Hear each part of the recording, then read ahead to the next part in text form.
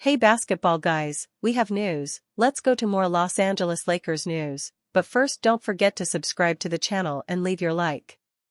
Of course, LeBron James is an established star, and is still playing at a good level, and wants to win a championship before retiring.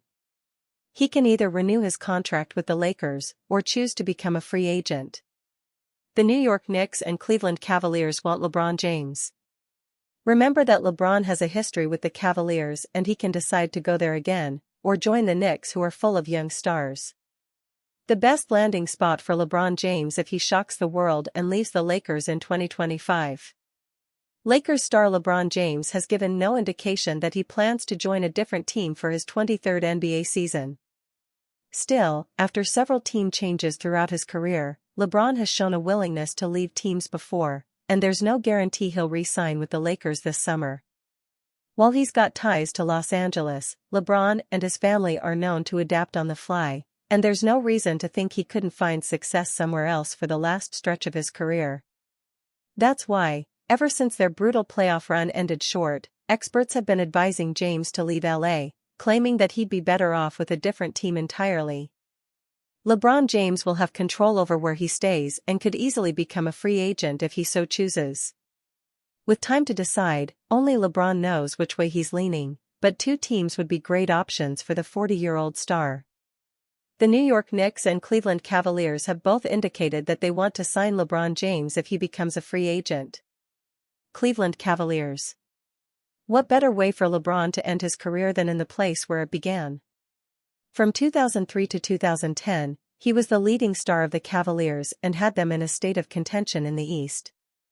When he later returned in 2014, he would lead the team to its first-ever championship in a dramatic 3-1 comeback over the Golden State Warriors. James played his last game for the Cavs in 2018, but another return is not out of the question yet. After winning 64 games in the regular season, Cleveland has proven to be a competitive team in the East, and they might only be one star away from a finals run. While their flexibility is somewhat limited, getting LeBron back, no matter the cost, would prove worthwhile given his status as one of the best players in the game. For a team that's weak on the wing and lacks depth at the forward positions, James would fit like a glove for the Cavaliers, and his impact would be extraordinary as a superior playmaker, scorer, and leader on the court. Best of all, he could mentor young stars like Darius Garland, Evan Mobley, and Donovan Mitchell to speed and enhance their development. The Knicks have a solid veteran core in Jalen Brunson, Karl Anthony Towns, and Mikal Bridges, but they still need one last piece to tie it all together. Fortunately, after a trip to the Eastern Conference Finals this year, the Knicks have become a desirable location once again, and stars are growing increasingly attracted to the opportunities there. LeBron has been pursued by the Knicks before, but now he's got several reasons to consider them as a potential final destination. In New York, LeBron could grow his brand to a whole new degree, and his fandom would expand by millions overnight. Regardless of who they hire as head coach, they'd be in good shape to win a lot of games with LeBron and a star-studded roster. The best part about this move for James is that he'd be back in the East, meaning a chance to compete in a weaker conference while avoiding juggernauts like the Thunder, Nuggets, and Timberwolves in the West. It would be an earth-shattering move for the NBA, but James' legacy would forever be enhanced if he were able to bring a championship back to New York for the first time since 1973. Even as retirement approaches for King James, he's still playing at a level that raises the ceiling for any team he's on. This season, with averages of 24.4 points, 7.8 rebounds, and 8.2 assists per game, he was in his bag like always, and the Lakers finished in a respectable position in the standings, third in the West at 50-32.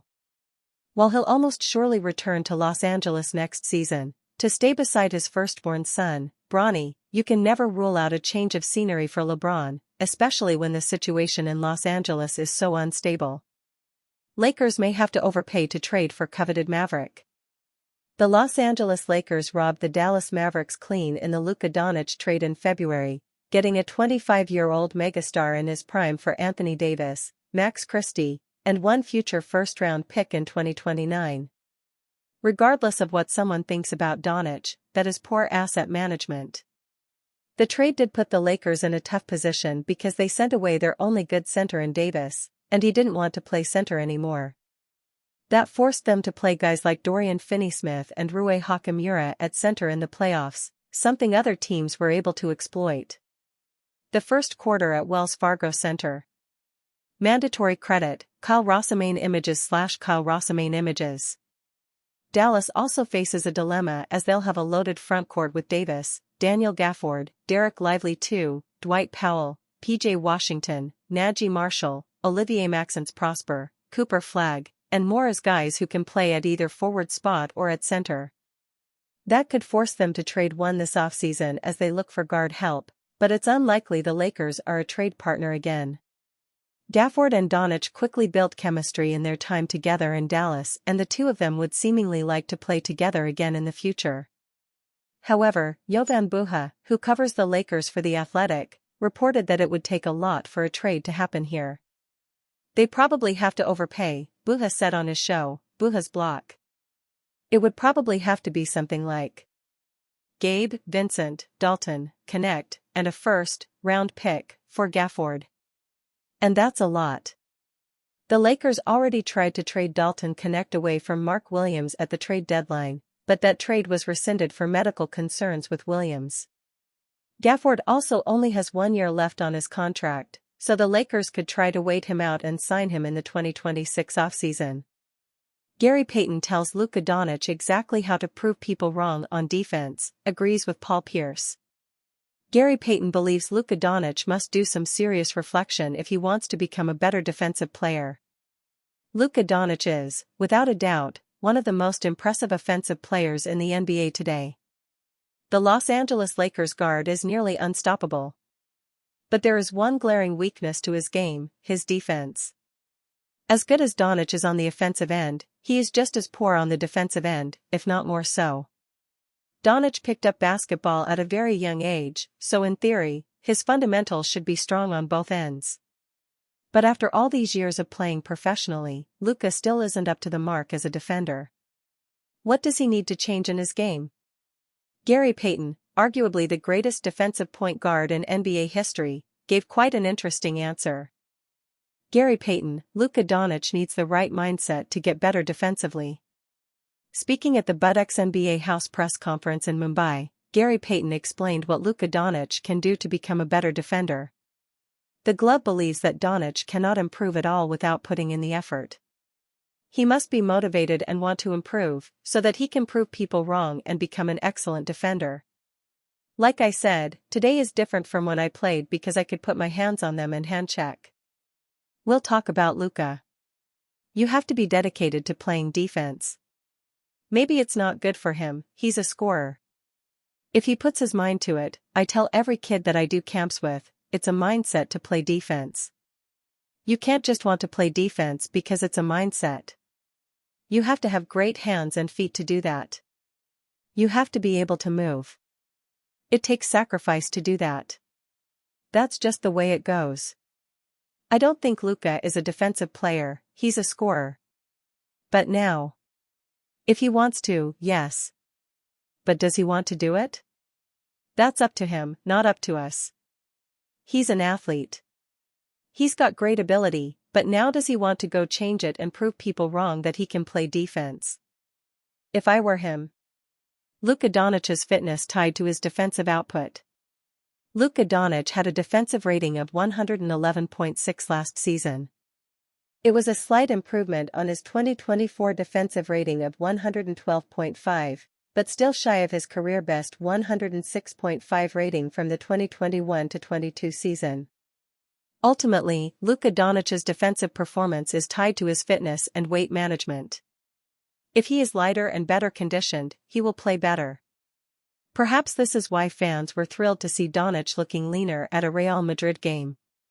But not everyone seems to agree about the correlation between Doncic's fitness and his defense. Paul Pierce, a former teammate of Gary Payton, had earlier raised similar points and claimed Doncic must be motivated to play defense, and not simply get in better shape. Luka Doncic has the whole summer to prepare himself. Perhaps he can try playing some intense defense for the Slovenian national team at the upcoming Eurobasket tournament. Luka Doncic stresses need for teammates to be patient with his passing.